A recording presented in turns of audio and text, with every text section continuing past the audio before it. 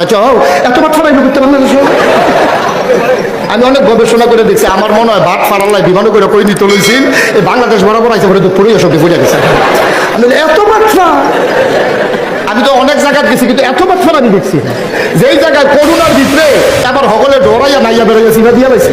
কাফের বেদিন বেড়ে ঘুমেতে ফাল দিয়ে উঠছে বেদিন তো ফাল দিয়ে উঠতেছে তোকে না মরতাম না বেদি কই কি তাকে সব দেখছি বেরিয়ে দিছি ফাল দিয়ে উঠতে পানি খাইয়া পরে গামটাম মুচ্ছে আবার হচ্ছে আবার ফাল দিয়ে উঠে কি কারবারটা গেছে আবার করোনার সময় ভেঙে অনেক ভালো ভালো গাড়াই ঘুমের ভিতরে বেরো রয়েছে চিন্তা বইলে তো দেখে এই চিন্তাতে বইলে গেছে করোনার ভিতরে যখন কাফের বেদিন কারো হুঁশ নাই এই বাংলাদেশে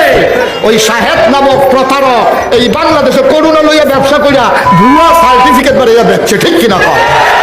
এই ভুয়া সার্টিফিকেট বিদেশ গেছে পরে সেখানে দেখছে যে এই করোনা নাই আপনার পজিটিভ না নেগেটিভ এখন দেখছে তারা সন্দেহ হয় বাংলাদেশের সার্টিফিকেট তো আবার তারা চেক করুন লইয়া ফেলাইয়া তারা সিট করে কাজ করে উবুত করে সিট তারা চেক করে দেখে যে তার ভিতরে পুরা করোনা